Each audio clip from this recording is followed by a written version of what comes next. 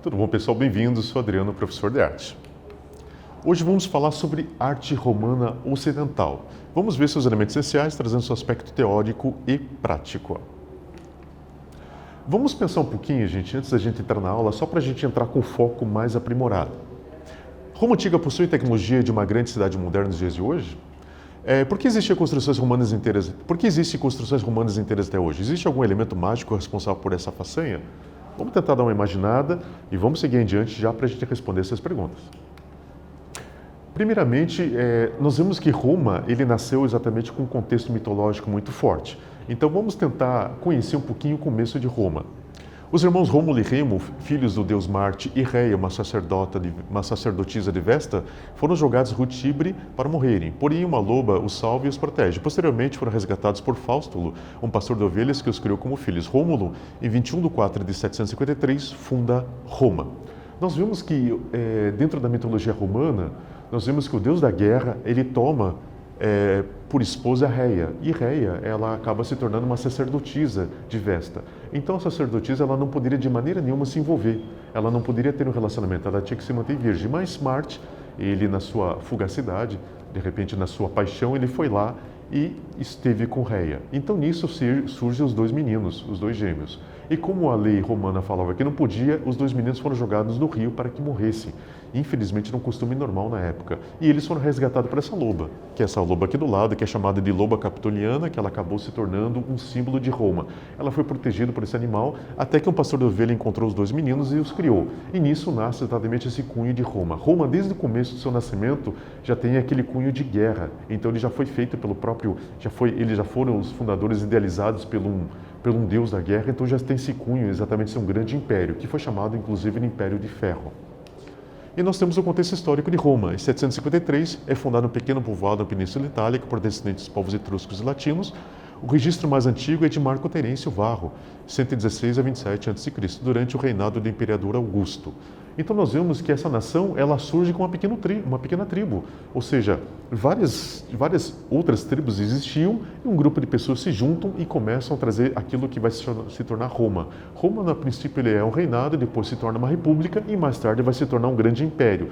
E ele já tem esse senso da organização, esse senso de ter um cunho de proteção, um cunho de proteger uma herança que eles já estavam começando. E eles já estavam tendo exatamente a influência em todos esses povos em redor e muito mais com relação à Grécia, que vai trazer toda essa cultura para dentro da cultura deles. E nós temos a cronologia histórica. Os romanos tinham uma política expansionista, ou seja, buscavam conquistar outras terras, assim como Alexandre o Grande havia feito. Roma foi o último grande império do mundo antigo, tendo conquistado até mesmo os territórios gregos. Lembrando que Roma, gente, eles fizeram exatamente o que a gente conhece hoje como as grandes cidades.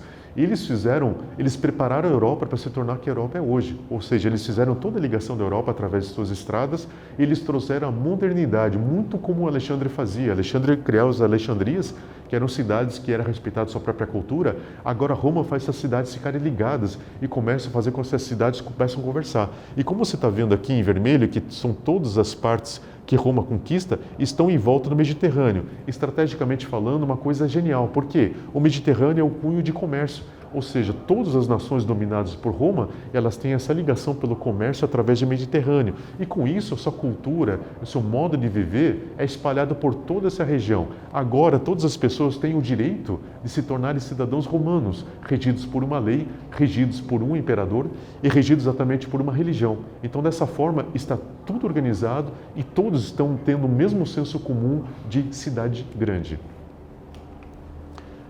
Agora responda o seu caderno, vamos tentar ver o que a gente viu até agora, vamos tentar dar uma lembradinha. Qual a explicação mitológica para o surgimento de Roma? Existiu uma mitologia no surgimento de Roma? Conta para mim, escreve ali e fico aguardando. Até daqui a pouquinho.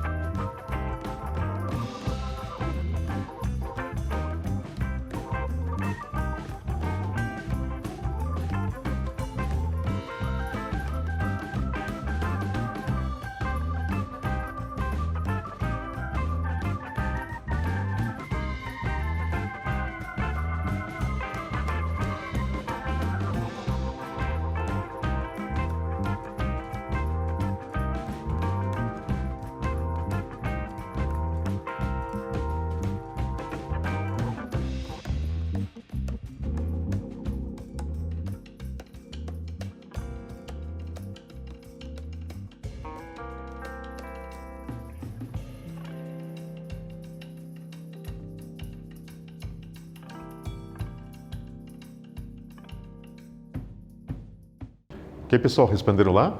Beleza, vamos em frente. Isso eu considero para vocês a genialidade romana e a contribuição de Roma por toda a eternidade para toda a cultura ocidental e oriental, por que não falar, e toda a cultura contemporânea, de certa forma.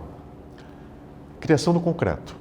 A criação do concreto indestrutível possibilitou a criação de uma infraestrutura estatal, visando o saneamento, o bem-estar romano, receita do concreto. Cinzas vulcânicas mais calmas, água do mar, mais agregada de rochas vulcânicas, igual a uma reação química que resulta no concreto muito forte. Nós estamos vendo aqui uma imagem da Via Ápia. Essa Via Ápia é uma estrada que ela começa em Roma e ela começa a ir para todo lado. Por isso que tem aquele ditado que todos os caminhos levam a Roma. Ou seja, Roma começou a fazer com que todas as cidades elas fossem interligadas. Lembrando que, claro que nas culturas mesoaméricas, aqui da América do Sul e América Central, já existiam estradas, já existia ligação entre as cidades. Só que no sistema romano existiam as ligações e existia correio, existia exército que andava por essas estradas. Esse exército andava com uma logística muito grande, então existia abastecimento de cidades, existia transporte de infraestrutura, existia movimentação de carros, ou seja, nós temos uma visão de cidade moderna. E por muitos anos, o pessoal, nossos cientistas atuais, começaram a pesquisar esse concreto de Roma. O concreto de Roma ele era tão bom, tão bom, tão bom, que ele não deixava passar água. Ele era antifiltrante, ou seja, ele conseguia reter líquidos com muita força e com muita habilidade. Os grandes aquedutos, que a gente vai ver um pouquinho mais para frente, até hoje estão ativos. Então a gente começa a ver construções de Roma que existem até hoje, que eles estão de pé, mesmo com grandes abalos sísmicos, grandes ataques da natureza, como vento, como chuva, como tornado, ainda continua de pé muito firme. Por quê?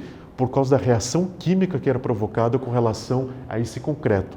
Dizem que a água do mar e essa coisa da cinza vulcânica dava uma força muito grande para o concreto. E esse concreto que revolucionou o Império Romano, fazendo com que fosse solidificado cada construção e fazendo que essas estradas trouxessem um cunho ocidental para todo mundo conhecido, fazendo que se tornasse um império muito forte com relação a essa ligação.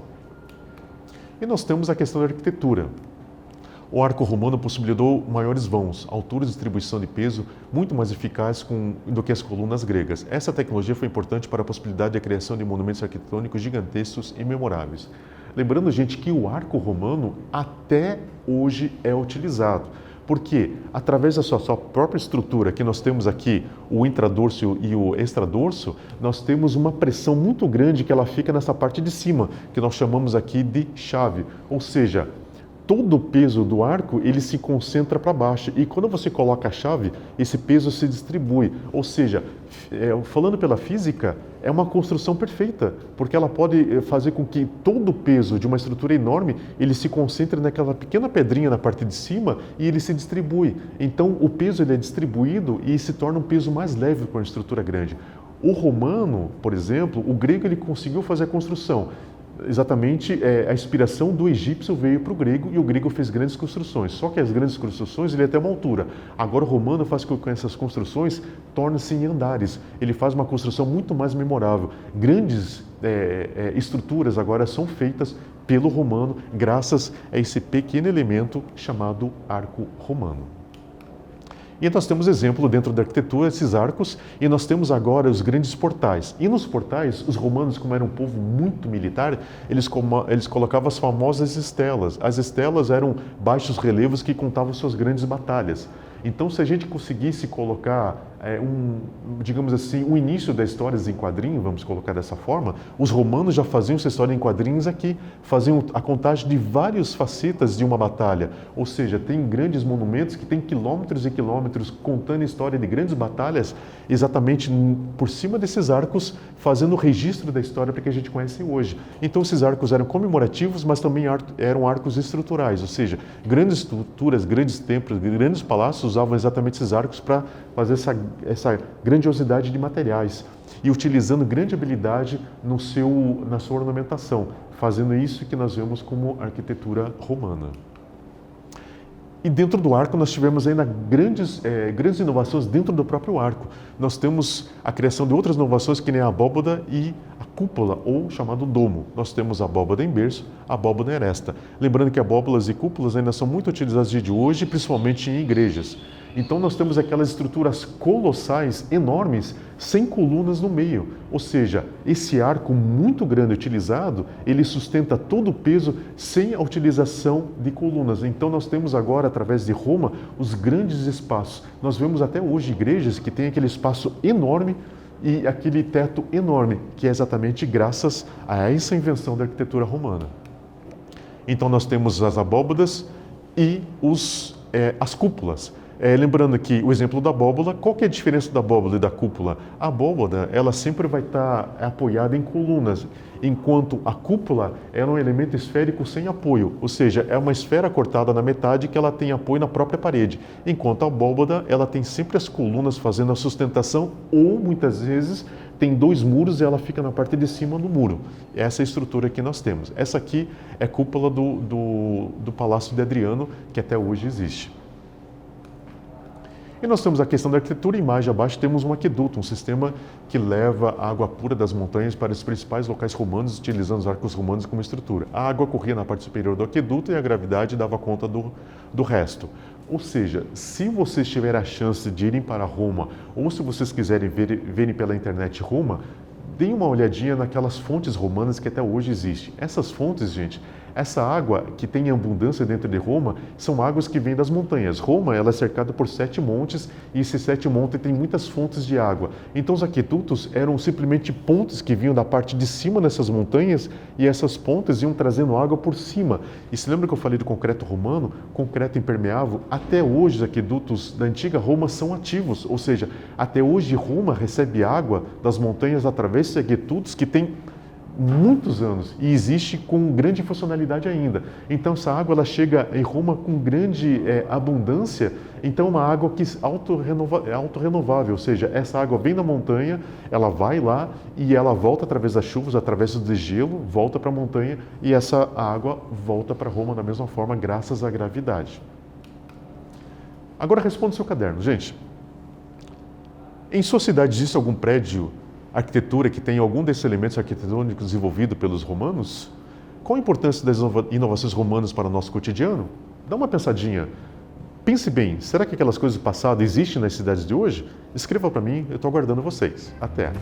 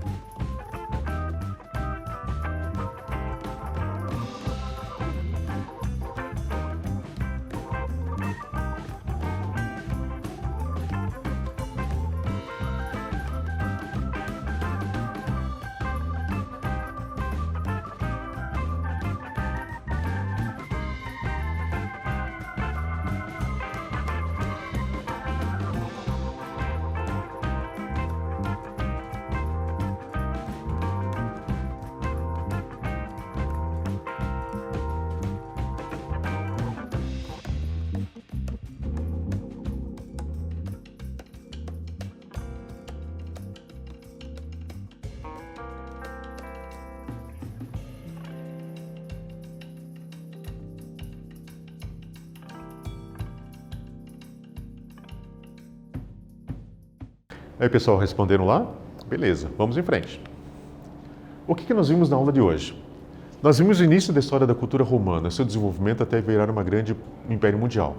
Principais inovações: arquitetura, concreto, arco e aquedutos, preocupação com o saneamento e conforto da população. A gente vê que Roma, gente, surge como um grande império. Esse grande império, ele faz uma ligação exatamente com relação ao Mediterrâneo. Faz aquelas rotas comerciais que existem, na verdade, até hoje, gente. Até hoje o Mediterrâneo é um centro de grande comércio e grande centro de importação e exportação dentro da Europa. E nós vemos que ele se torna um império mundial. Império mundial por quê? Eles têm visão. Eles têm aquela visão de tecnologia, eles tiveram a grande visão do concreto. O concreto fez a grande inovação. Eles tiveram a visão de fazer a ligação entre as cidades. Eles tiveram a questão de visão de fazer com que o império falasse uma mesma língua, que tivesse uma mesma moeda, que tivesse uma mesma lei, ou seja, mesmos direitos. Então todo cidadão romano tinha direitos e deveres. Então isso faz com que exista uma cosmovisão, ou seja, nós temos agora um mundo totalmente interligado. Pegando o que Alexandre o Grande fez, exatamente como falei na aula sobre as Alexandrias, que faz aquela distribuição das grandes cidades que respeitavam cada cultura, o romano também está, de certa forma, respeitando as culturas que estão interligadas, mas está trazendo uma visão diferente, uma visão de cidade grande, e a visão que nós temos hoje. Eles pegaram exatamente aquele ideal da democracia, aquele ideal de fazer uma cidade que ela se autorregesse, eles começam a fazer isso dentro do Império Romano. E a coisa mais importante, as inovações da arquitetura, concreto, arco e aquedutos. Eles viam que a arquitetura, apesar de ser uma grande expressão artística, também era uma expressão funcional, ou seja, fazer com que as pessoas tivessem saneamento básico, fazer com que as pessoas tivessem local para morar, fazer com que as cidades tivessem locais de comércio organizados, fazer que surgissem os primeiros edifícios, ou seja, já na Roma você tinha prédios que você ia viver. Então, aquele excesso de população era conseguido que fosse assimilado nessas grandes cidades. E nós tínhamos leis, nós tínhamos bairros, nós tínhamos setores comerciais, nós tínhamos setores culturais e nós tínhamos toda uma organização de grande cidade. Então eles trouxeram essa grande visão para que nós conhecemos hoje como cidades grandes, que foi totalmente inspirado na antiga Roma. Ok, pessoal? Espero que a nossa aula tenha sido proveitosa, espero que a gente tenha aprendido bastante coisas novas e encontro vocês na próxima aula. Até lá, tudo de bom!